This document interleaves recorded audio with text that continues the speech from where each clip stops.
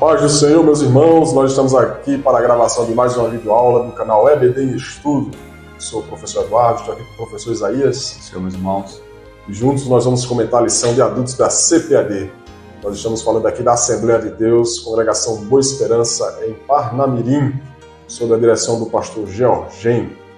Glória a Deus. Se você, irmão, que está nos ouvindo, está nos assistindo, e ainda não é inscrito no nosso canal, se inscreve, ativa as notificações para você estar recebendo aí em primeira mão cada vídeo que aqui for gravado com os comentários da lição da CPAD. Estaremos gravando hoje a lição de número 12, tem a data do dia 23 de março de 2025 e tem por título A Igreja tem uma natureza organizacional. O textuário diz: Por esta causa te deixei em Creta, para que pusesses em boa ordem as coisas que ainda restam, e de cidade em cidade estabelecesses presbíteros, como já te mandei. Tito, capítulo 1, versículo 5. A verdade prática diz: a igreja é um organismo vivo de natureza espiritual e, ao mesmo tempo, uma organização. Você que é professor, professora, estará fazendo a leitura em sala de aula com seus alunos, você também que é aluno, né? Está fazendo a leitura com o seu professor. O texto que se encontra na carta do apóstolo Paulo a Tito, do capítulo 1, o versículo 1 ao versículo de número 9. Glória a Deus. Esta lição, né, que estamos quase chegando ao final desse trimestre, onde nós estamos fazendo a defesa da fé cristã, combatendo as antigas heresias que se apresentam com nova aparência. E também faz parte da apologética, da defesa da fé, nós entendermos como funciona o organismo da igreja cristã. Porque nos dias atuais existem muitas pessoas onde defendem a tese de que não é necessário se ter uma igreja para servir a Deus, para adorar a Deus, mas nós vamos ver nessa lição que a igreja é essencial e é biblicamente comprovada que ela é necessária para o nosso caminhar, para ajudarmos uns aos outros, né? Por isso que essa lição de número 12 traz esse ensinamento de como funciona uma estrutura organizacional da igreja. Na introdução, o autor vai falar: a Bíblia apresenta a igreja como um corpo espiritual de Cristo, um organismo vivo com suas reuniões em torno do Senhor Jesus Cristo e suas ordenanças. Então, como a gente já falou na nossa introdução, a igreja ela funciona como um organismo vivo baseado na palavra de Deus, tendo o Espírito Santo sempre à frente, tomando o direcionamento, né, como foi aos primeiros cristãos em Atos dos Apóstolos, onde algumas vezes nós vamos ver nas reuniões, nas definições eclesiásticas dos primeiros cristãos, eles vão falar, né, pareceu bem ao Espírito Santo que a nós. Então o Espírito Santo vai estar sempre à frente da igreja, tomando a decisão, orientando os irmãos, os pastores, a tomar a decisão segundo a vontade de Deus, que é boa, perfeita e agradável para as nossas vidas. Então, a presente lição pretende mostrar essa natureza organizacional da igreja. Amém, meus irmãos. Estamos aqui mais uma vez para comentarmos, como já foi dito. Meus queridos, vamos adiantar aqui, chegando no nosso primeiro tópico da nossa lição, que fala que Tito e as igrejas da ilha de Creta. Ok? Nós temos como base a leitura bíblica em classe, que é na Epístola de Tito. E aqui, meus irmãos, para fazer um resumo desse primeiro tópico, falando sobre essa personagem, Tito, o apóstolo Paulo, ele escreve para Tito. O apóstolo Paulo tem Tito como um filho na fé, tal como Timóteo também era considerado pelo apóstolo Paulo como filho na fé. E ele escreve para Tito, e essa carta de Tito, como também a carta de Timóteo, são cartas que existe uma gama de bons ensinamentos e diretrizes para os pastores, tanto no tempo de Tito, do apóstolo Paulo, como também em nosso tempo. A gente sabe que a palavra de Deus ela é atemporal, ela não sofre mudança nem sombra de variação nenhuma. Então, os mesmos ensinamentos que o apóstolo Paulo destinou ali para aquele jovem pastor que ele constitui sobre uma determinada igreja, nós já vamos ver aqui qual foi essa igreja, serve também para os dias de hoje, para todos os pastores ter realmente esse norte basilar que é a palavra do Senhor. Meus irmãos, e qual é que é a importância de nós sabermos isso? A importância de nós sabermos isso. Como estamos falando hoje da igreja como uma organização, Dudu, o que acontece? A igreja como organização, ela precisa ter líderes. E os líderes das igrejas, congregações, foram destinados por Deus, ok? Para sim estarem à frente do povo do Senhor. E esses líderes, como todos nós sabemos, são os pastores. Aqui nós temos exemplos desses pastores, de homens líderes que Deus levanta, que o Espírito Santo de Deus levantou, colocou no coração do apóstolo Paulo para ensiná-los, para dirigi-los e para instituí-los como líderes da casa do Senhor, pastores. Toda organização precisa de uma liderança. Uma organização que não há liderança, ela tende a as pessoas fazerem o que querem, ou seja, os objetivos dessa organização não são, em tese, atingidos. Então, é necessário que haja líderes em todas as organizações e a igreja, como um corpo organizacional, né, falamos aqui, deixamos um pouco de lado a questão espiritual da igreja, do corpo da igreja, mas a igreja como uma instituição, uma organização, ela necessita ter pastores, e aqui temos exemplos, porque é bom nós tocarmos nesse assunto, Eduardo, porque existem pessoas que tendem a querer desacreditar da figura do pastor. Não é esse o posicionamento do apóstolo Paulo aqui, muito pelo contrário. Ele institui pastores porque sabe que a organização precisa de liderança. E no campo da igreja, no campo espiritual, também não é diferente.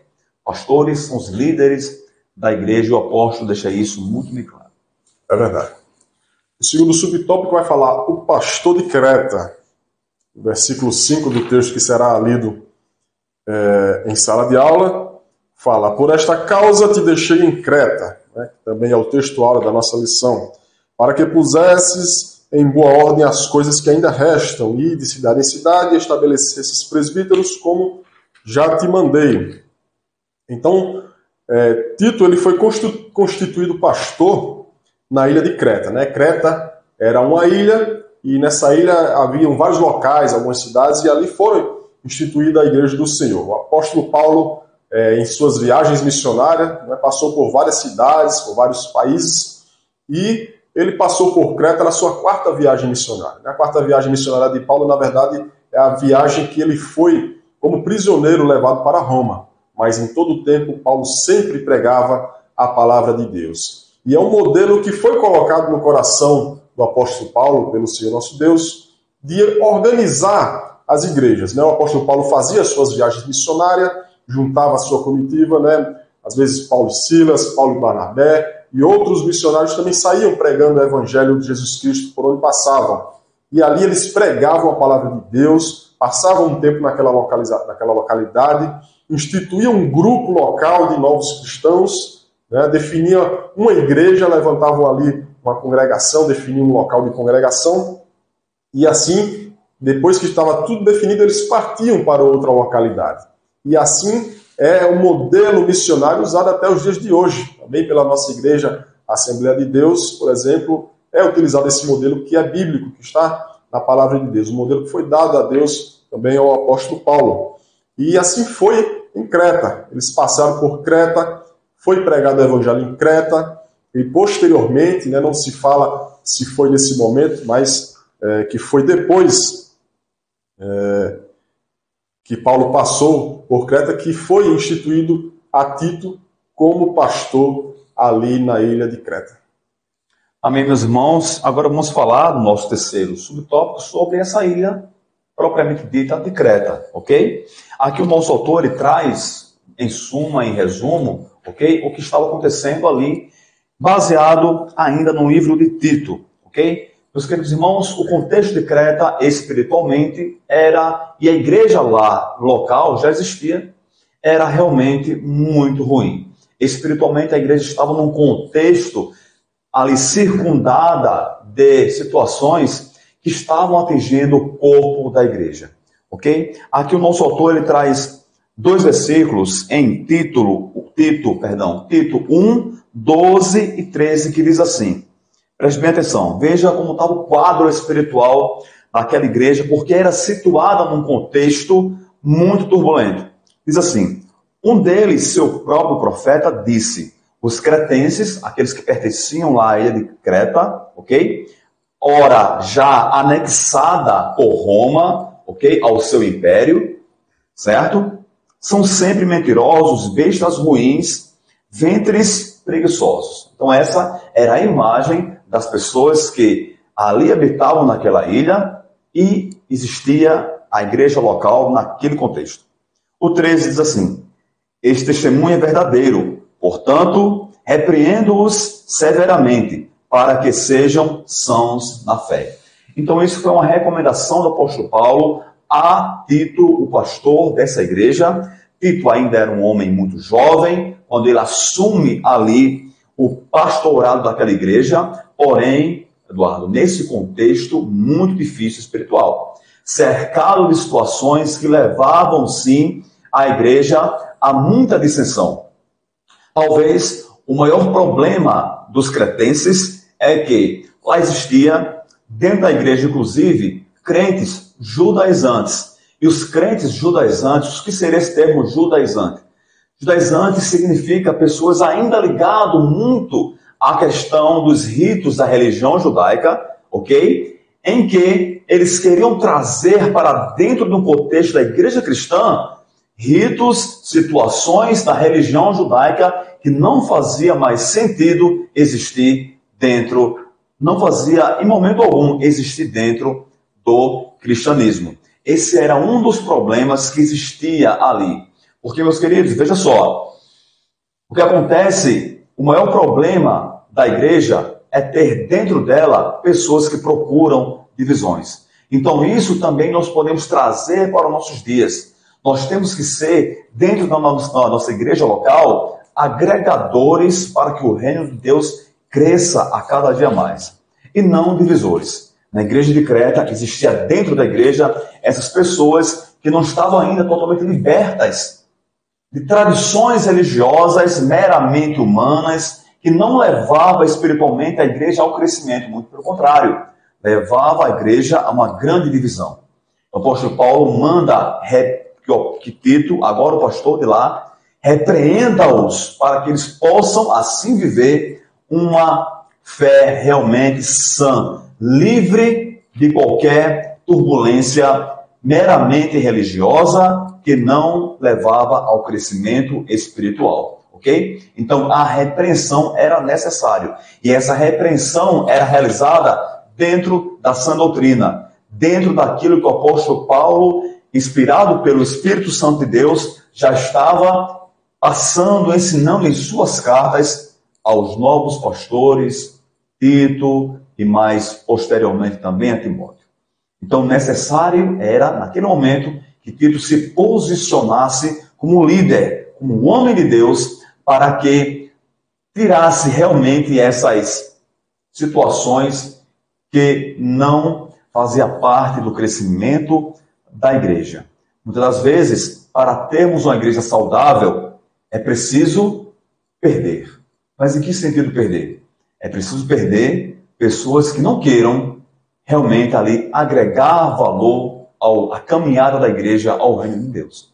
É bem melhor termos uma igreja com menos pessoas, mas que essas pessoas estejam imbuídas no seu espírito, numa só direção, num só coração, do que uma igreja inchada de pessoas, mas que não queiram agregar nada à vida espiritual dessa mesma igreja, Eduardo. É verdade, professor Isaías.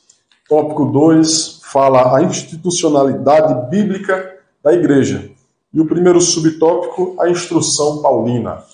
E aí a gente vai ver, né, no versículo-chave desta lição, Tito, capítulo 1, versículo 5, mais uma vez, em que a instrução que o apóstolo Paulo dá a Tito é que ele estabelecesse presbíteros, né? No versículo 5. E é interessante que ele fala aqui no versículo de número 7 como devem ser esses presbíteros, né?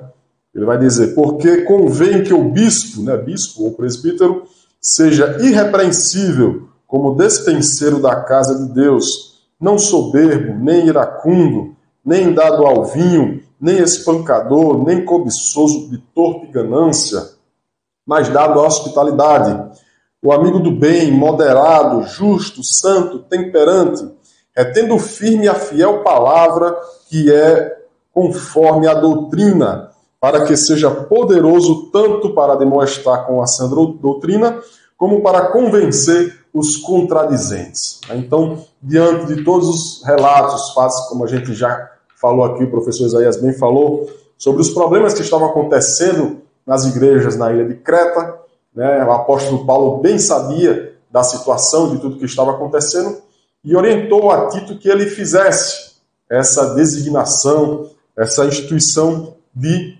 presbíteros nas igrejas distribuídas na ilha de Creta, porque era necessário que houvesse, né, essa mudança, que fossem instituídas pessoas realmente de caráter cristão, pessoas realmente que fossem condizentes com a palavra, como a gente leu aqui nos versículos 7, 8 e 9 do capítulo 1 de Tito, né? E que essas pessoas dessem o exemplo e pudessem fazer, segundo a vontade de Deus, dentro de cada uma dessas igrejas. Era preciso que houvesse alguém que realmente fizesse a diferença. E a gente vai ver que no Novo Testamento ele já revela que essa instituição de bispos e até diáconos já foi feito antes mesmo de ser orientado a Tito.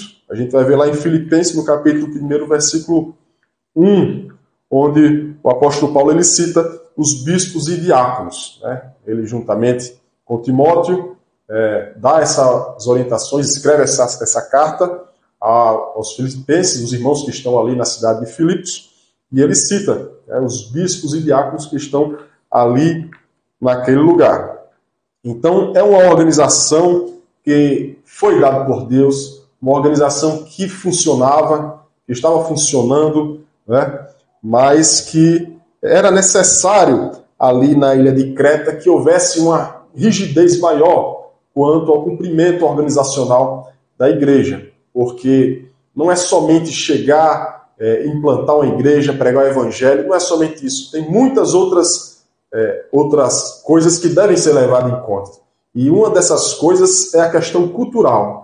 E acredita-se, né, que lá em Creta, na ilha de Creta, havia esse problema cultural, esse choque cultural com o Evangelho de Jesus Cristo. Então, a dificuldade em implantar a igreja na ilha de Creta foi maior do que em outros lugares, devido a essa cultura que já estava instaurada ali na ilha de Creta. E assim até os dias de hoje, né? Não se implanta uma igreja no Brasil da mesma forma que se implanta uma igreja na África, ou se implanta uma igreja nos países da Ásia. Então, há esse choque cultural, mas a palavra de Deus, ela é a mesma. O agir de Deus é o mesmo, o Evangelho de Jesus Cristo é o mesmo, e a palavra de Deus nos diz, né?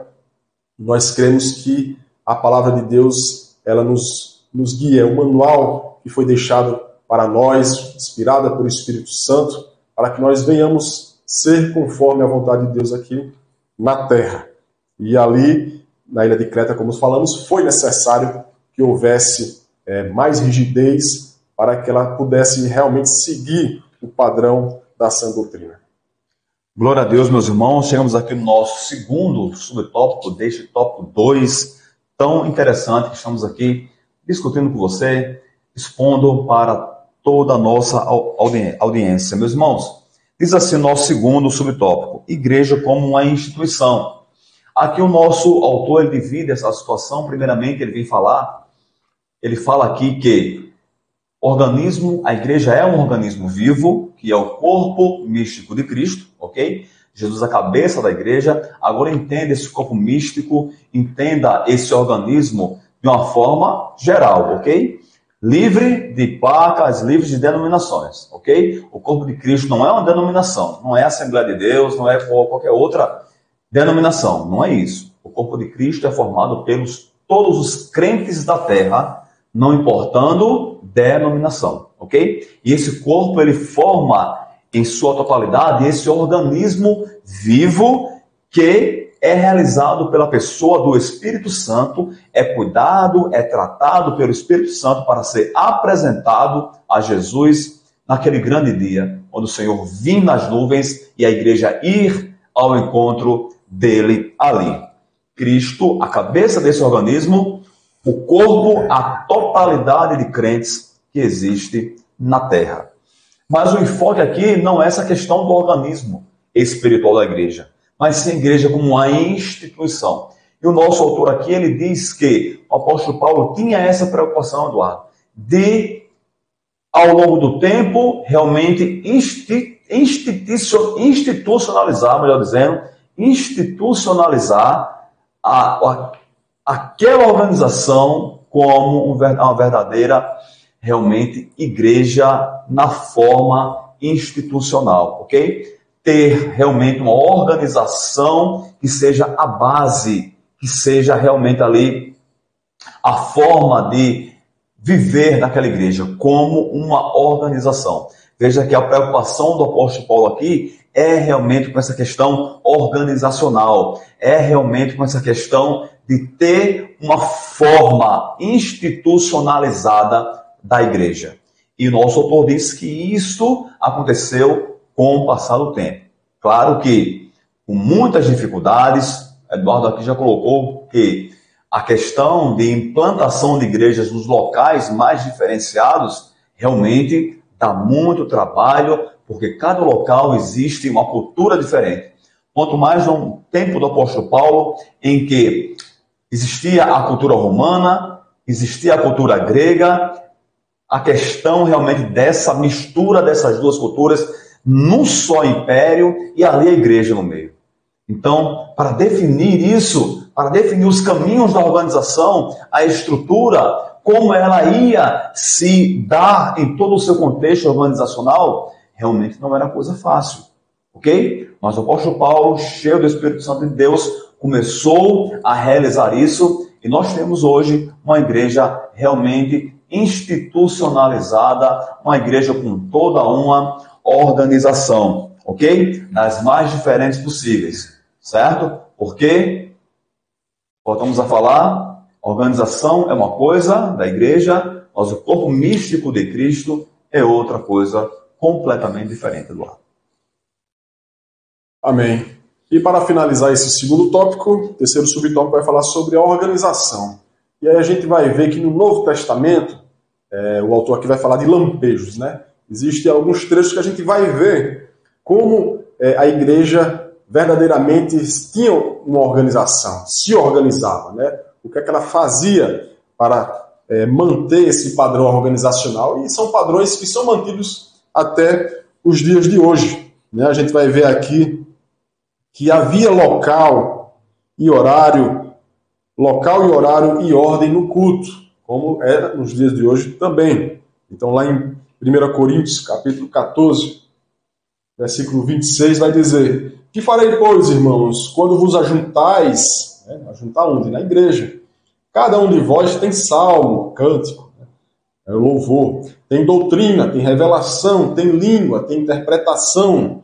Faça-se tudo para edificação. Então havia local e horário para o culto. Reunião de ministério para consagração de presbítero. Temos isso também nos dias de hoje. Para a consagração do presbítero, segundo o contexto da época de uma igreja emergente. Atos 14, versículo 23. Vai dizer que foi realizado um concílio, ou seja, uma reunião com a direção da igreja que estava formada, os primeiros cristãos, né? Então foi feito um concílio, o que nós diríamos uma convenção para tratar de assuntos doutrinários. A gente vai ver isso lá em Atos 15, no versículo de número 6. As igrejas dispõem de serviços sociais, também temos isso nos dias de hoje. Nossa igreja possui serviço social, assim como todas as igrejas, né? Porque é algo bíblico que nós devemos fazer para ajudar uns aos outros, ajudar os nossos irmãos na fé que passam alguma dificuldade financeira dentro da sua casa, não só dentro da igreja, mas também fora da igreja. A nossa igreja, a Assembleia de Deus, ela possui várias formas, né, de ajudar pessoas com assistência social. Está lá no capítulo 8 e 9 de 2 Coríntios, vai falar sobre esse assunto. Havia na igreja de Corinto o que hoje chamaríamos de comissão de ética, né? E também tesouraria. Então tinha toda essa organização, a comissão de ética para avaliar se uma pessoa pode ou não fazer parte ali do corpo da igreja, né? Como houve aí na igreja de Coríntios, uma pessoa que estava se envolvendo com a mulher do pai, estava ali dentro da igreja, e o apóstolo Paulo se reúne ali com aquela comissão e orienta-os a expulsar aquela pessoa, tirar do meio da congregação aquela pessoa que estava fazendo tal coisa, né? Então havia uma comissão de ética ali instaurada, a tesouraria, né? Os irmãos que se juntavam para angariar fundos, para ajudar uns aos outros e também para ajudar os irmãos que estavam em Jerusalém. O apóstolo Paulo vai falar sobre esse detalhe à igreja de Coríntios, porque ajudou bastante os irmãos que estavam ali em Jerusalém, que estavam passando necessidades. E a carta de recomendação, que era mais como um documento, um recurso para garantir a origem e a identidade das pessoas. Lá em Romanos, no capítulo 16, versículo 1 e 2, o apóstolo Paulo também vai falar sobre isso. E também usamos nos dias de hoje a carta de recomendação. Então, é uma estrutura organizacional que já vem definida desde os primeiros cristãos, né? A igreja do primeiro século. E é utilizada até os dias de hoje. Por quê? Porque é um padrão bíblico. Porque é um padrão que funciona. Existem outros padrões que estão sendo criados nos dias atuais. Nós vamos falar sobre isso, né, no nosso próximo tópico. Mas é algo que foi dado por Deus, inspirado pelo Espírito Santo de Deus, e é cumprido nas igrejas tradicionais, né? A igreja que segue, que tem a Bíblia como seu manual de fé e prática, e é praticado até os dias de hoje. Glória a Deus, meus irmãos. Chegamos agora no nosso terceiro tópico, não é isso, Eduardo? Isso. Terceiro tópico e último da nossa lição. Estamos falando sobre a igreja como uma organização e também como organismo, né? Estamos vendo aqui diferenças entre a questão organizacional e a questão da igreja ser o organismo vivo do corpo de Cristo, ok? E já nesse enfoque dessa diferença de organização e organismo, diferença em sua essência, porém uma condução bem conjunta entre esses dois termos, entre essas duas situações. Diz assim o nosso autor: questão atual, organismo e organização. A ideia de que a igreja deve se restringir a um local onde as pessoas se reúnem para adorar a Deus, estudar a palavra, pregar o evangelho, orar, celebrar as ordenanças eclesiásticas, ok? Até aqui, a igreja como uma organização ali local, onde os crentes se reúnem para celebrar o culto ao Senhor. Ok, tudo ótimo. Devemos saber, meus irmãos, que, como o nosso professor Eduardo já colocou aqui, sofremos algumas situações ao longo do tempo com pessoas que dizem que a igreja não é mais importante, ok? Então, como nós fazemos com o exemplo de Jesus? Porque no tempo de Jesus, ele ia até a sinagoga para ali celebrar o culto judaico. Lembre que Jesus era um judeu. Então, Jesus ia, inclusive, pregar a palavra ali, como ele faz, como a gente consegue ler isso, saber disso, nos seus evangelhos. Então, o próprio Jesus valorizava o local de culto, né? Estamos aqui colocando a sinagoga como o local de culto. O próprio Jesus, ele valorizava, sabia da importância do local de culto. Então, essa ideia das pessoas que desprezam o local de culto, a igreja, o templo em si, ok? As quatro paredes onde a igreja se reúne ali dentro, o templo, para celebrar o nome do Senhor, para glorificar, para cultuar o nome de Deus, essa ideia é anticristã, totalmente anticristã.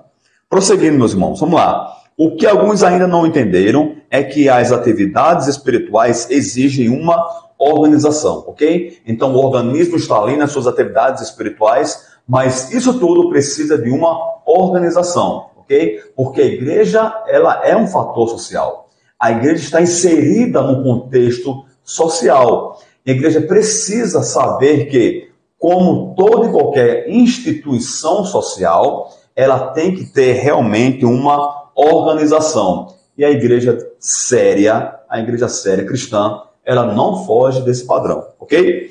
A nossa atitude é mostrar que a Bíblia, segue aqui o nosso autor, nos apresenta a igreja como um organismo e ao mesmo tempo como uma organização. Essa era a preocupação do apóstolo Paulo quando ele instituía o local de culto, colocava ali o seu pastor, instruído por ele, para trazer toda a organização para o culto, ok? Para fazer ali a obra do Senhor, porém de forma muito organizada. A Bíblia diz que tudo que nós venhamos a fazer, temos que fazer com quê? Ordem e decência. Isso é organização.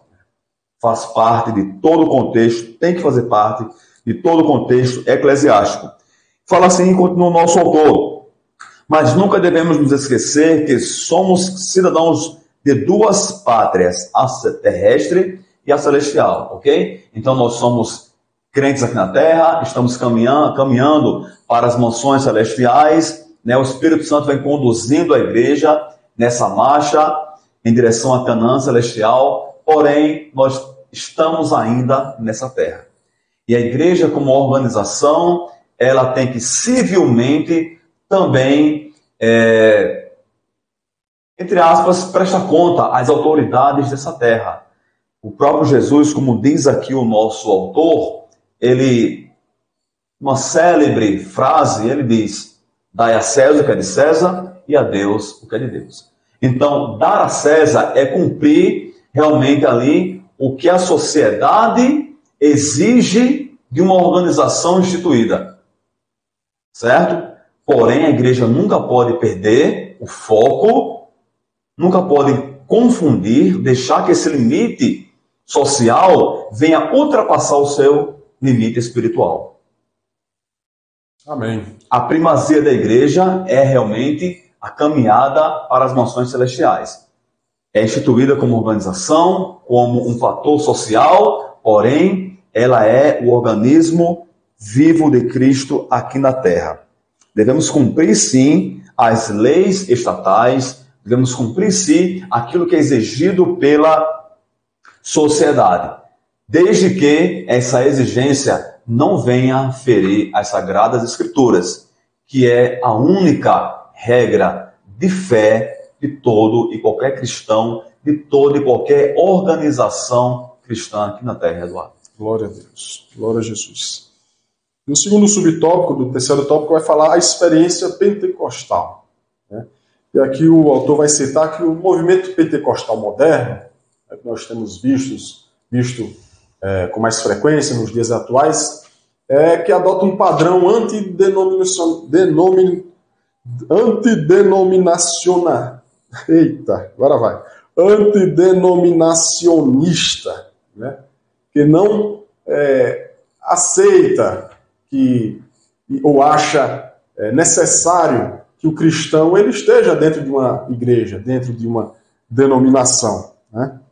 Então eles acreditam que a organização representa, muitas vezes, os mais extremos dele, que a organização muitas vezes representa até um problema para a vida espiritual do indivíduo, daquele que frequenta uma denominação, né? Então eles chegam a esse ponto de falar que a igreja não faz bem espiritual para a pessoa que a frequenta, né? Então é algo que não tem embasamento bíblico, que não vem de Deus, que não está na Bíblia Sagrada, porque, como a gente já falou aqui durante toda essa lição, né, o padrão da instituição da igreja ele é bíblico.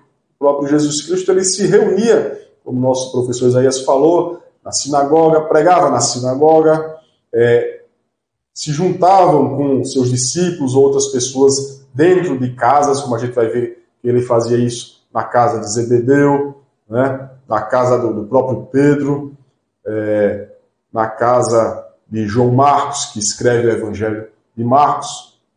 Então, eles se reuniam em um local para falar do Evangelho, para implantar o reino de Deus aqui na terra. Então, é um padrão que nasceu no coração de Deus, é um padrão que está na Bíblia Sagrada e que deve ser seguido, sim. Né? Também vai citar sobre um movimento que surgiu no ano 1800, que chamava Movimento Holiness, o movimento da santidade, como era conhecido. E esse movimento também pregava que não era necessário que você estivesse frequentando em uma denominação. Mais para frente, pouco mais para frente, vai surgir Charles Fox Parham, que aos 20 anos, ele era um grande pregador e pastor de igreja. Ele assumiu a igreja no Kansas e em 1895 ele abriu mão do pastorado, do ministério que Deus tinha dado para ele, e passou a pregar sem denominações. Aí pregar, por onde ele passava, pregava, a igreja abria a porta para ele, dava oportunidade, ele pregava ali, pregava em outra igreja. E assim ele começou com esse padrão sem denominação. Um pregador itinerante, como nós conhecemos até os dias de hoje, como existem vários pregadores dessa forma. Mas a igreja do período apostólico adotou um programa de funcionamento logo no limiar de sua história, e foi uma bênção, pois ajudou a cumprir a sua tarefa de maneira eficaz. Lá em Atos, no capítulo 6, do versículo 1 ao 7, está escrito a forma que a igreja passou a crescer mediante a pregação do Evangelho. Jesus Cristo, quando ele deu as instruções aos discípulos antes de subir, ele falou que os discípulos seriam testemunhas tanto em Jerusalém, como na Judéia, Samaria e até os confins da terra. Então, era uma forma que Jesus Cristo estava falando que a palavra, o Evangelho que ele implantou aqui na terra, fosse espalhado por todas as nações, por todos os lugares. Então, ele cita primeiramente ali Jerusalém, a Judéia, o entorno de Samaria logo depois, e até os confins da terra. Até onde tivesse gente, tivesse povos, a palavra de Deus, o Evangelho de Jesus Cristo seria pregado. E aí a gente vai ver que após a descida do Espírito Santo em Atos 2, os cristãos eles permanecem ali em Jerusalém. Eles gostaram ali do fogo, de estarem ali juntos. A palavra de Deus, o Evangelho crescia em Jerusalém, mas eles estavam ali. O Evangelho ainda não estava partindo para Samaria, para os confins da terra. E foi necessário que houvesse uma perseguição. E aí a gente vai ver em Atos 6 a morte de Estevão, que foi o primeiro mártir. E após a morte de Estevão começou uma perseguição. Uma forma que os cristãos não pensavam, não imaginavam que aconteceria. Mas foi algo terrível, porque muitos cristãos morreram e morrem até os dias de hoje também por causa do amor ao Evangelho de Jesus Cristo.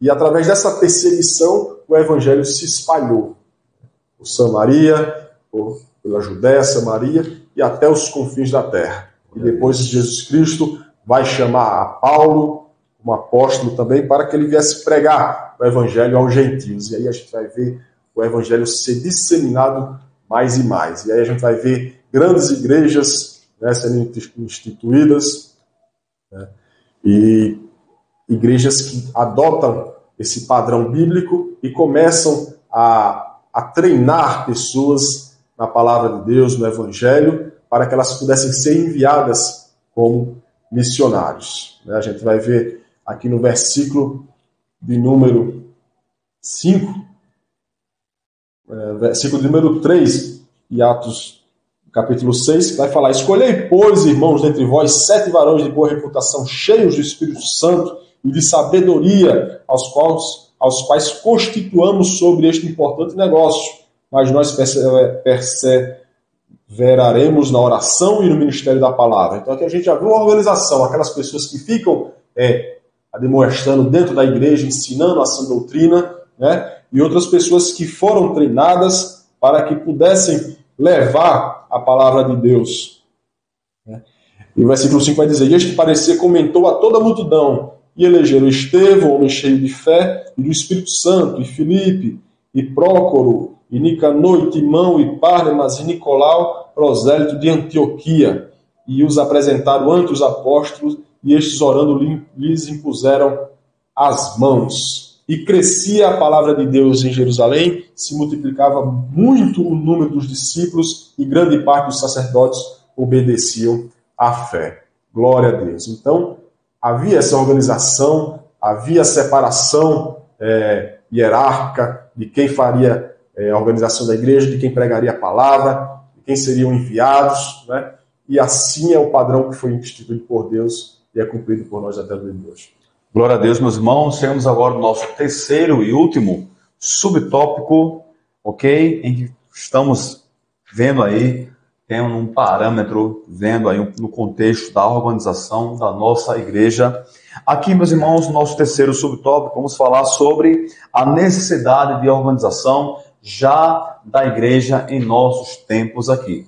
O nosso autor diz que em 1930, como nós da Assembleia de Deus sabemos, conhecemos, foi instituído, melhor dizendo, um órgão máximo para trazer uma organização de forma realmente uníssona à Igreja Assembleia de Deus no Brasil, que foi a Convenção Geral das Assembleias de Deus. Uma curiosidade, a primeira Convenção Geral das Assembleias de Deus foi realizada aqui, né, na nossa cidade, capital, Natal, ok? Foi a primeira Assembleia Geral dessa denominação centenária que só faz crescer, graças a Deus, ao longo do tempo. Agora, por que viram essa necessidade? Porque espelhados no que estava acontecendo nos Estados Unidos, como o nosso professor já mencionou aqui, esse sentimento de não denominação. Não precisa de denominação, precisa só ser pregadores itinerantes, sem organização, sem liderança, sem nada. Contrário a Jesus, contrário ao apóstolo Paulo e a todo o ensinamento das Escrituras. Então, aqui no Brasil, para evitar esse crescimento desordenado do movimento pentecostal clássico, ok? Foi criada a Convenção Geral das Assembleias de Deus no Brasil, cuja primeiro episódio foi realizado aqui na cidade de Natal, Rio Grande do Norte, em 1930, para trazer realmente em conjunto, melhor dizendo, essa grande organização que é a Assembleia de Deus no Brasil, hoje a maior igreja evangélica no nosso território nacional. Ok? Então, veja como a igreja no seu tempo, ao longo do tempo, ela só teve a aprovação divina com esse modelo. Porque a gente sabe que aquilo que Deus não aprova, ok? Não tem prosseguimento, não prospera, certo? Então, a Igreja Assembleia de Deus, nessa forma organizacional que ela tem, tendo esse órgão máximo, que é conhecido como CGADB, Convenção Geral das Assembleias de Deus, tem sim, entendemos assim, que tem a aprovação divina, porque a Igreja Assembleia de Deus, ela só cresce a cada ano. Obviamente que nós sabemos que o nome Assembleia de Deus, ele é de domínio público, né? Até falo isso particularmente com pesar. Não era para ser, mas é domínio público. Qualquer pessoa pode abrir uma igreja e colocar ali o nome, infelizmente, Assembleia de Deus. Porém, a estrutura clássica da Assembleia de Deus realmente só se vê naquela igreja que foi fundada por Gunnar Wingren, Daniel Berg, Frida Wingren. Amém? Então, meus irmãos, finalizamos aqui. Conclusão fica com o nosso professor Eduardo para fecharmos hoje essa lição, sabendo que nós aqui estamos na Igreja Assembleia de Deus, organizada, instituída na cidade de Parnamirim, Rio Grande do Norte.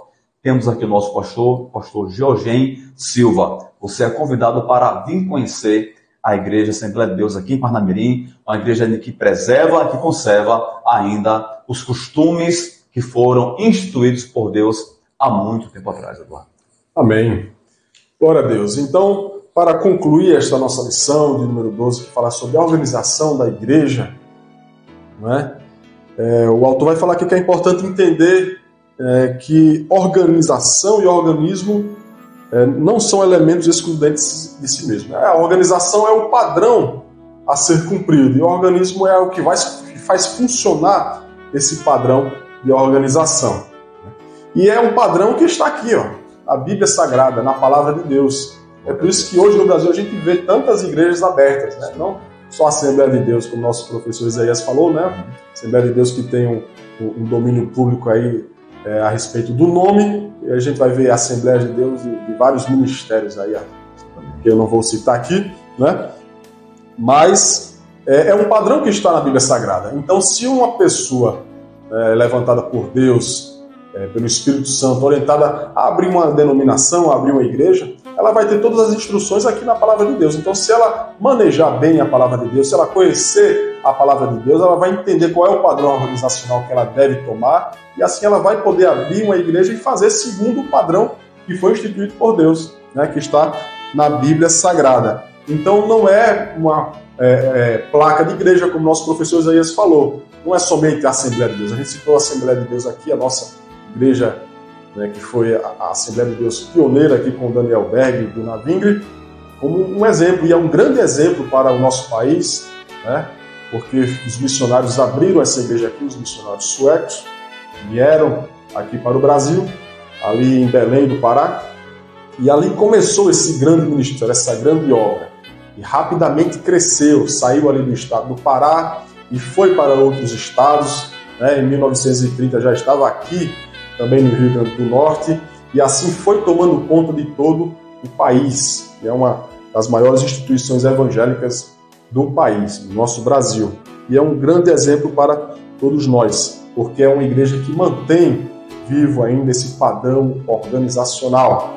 E não é só aqui no Brasil, não é só aqui no Rio Grande do Norte, não é só no Brasil, mas é um padrão que é adotado em todo o mundo para a glória de Deus, porque está escrito na Palavra de Deus. É um padrão que está aberto, é um livro que não orienta somente a organização, mas orienta a termos um padrão de vida segundo o que nos ensinou o nosso Senhor e Salvador Jesus Cristo. Glória a Deus. Uma organização não somente física, que é a igreja, mas uma organização espiritual dentro de cada um de nós, porque nos ajuda a organizar a nossa mente, a organizar a nossa vida, a organizar a maneira que nós lidamos uns com os outros, porque tudo isso está escrito na Palavra de Deus. É um evangelho que realmente transforma a vida do homem e o leva para o céu. Então, é algo, irmãos, que nós devemos estar sempre em mente, estar sempre lendo a Palavra de Deus, porque a palavra dele é viva e eficaz, mais penetrante que espada alguma de dois gumes, que vai até a divisão da alma e do espírito. Então é a palavra que o próprio Espírito Santo, que instruiu aos homens a escreverem as Sagradas Escrituras, está dentro de nós, está nos orientando, porque foi ele que nos convenceu do pecado, da justiça e do juízo. E ele está sempre falando através da sua palavra para cada um de nós. Então que nós possamos entender e colocar isso como nosso entendimento, como um dos nossos entendimentos basilares, que a instituição da igreja é algo que foi dado por Deus e é necessário também, e é algo que entra como apologética, como defesa da nossa fé, porque nós estamos aqui não é por outra coisa, é para ajudar uns aos outros, é para fazer aquilo que está na Palavra de Deus, como instituição igreja. Amém? Então que Deus abençoe a cada um de vocês, amigos ouvintes, amigos que estão inscritos no nosso canal. Se você ainda não é, se inscreve no nosso canal, nos ajuda, compartilha esse vídeo para que possa alcançar várias e várias pessoas para a glória de Deus. O Isaías quer falar mais alguma coisa? Só agradecer, amém. Deus abençoe a todos.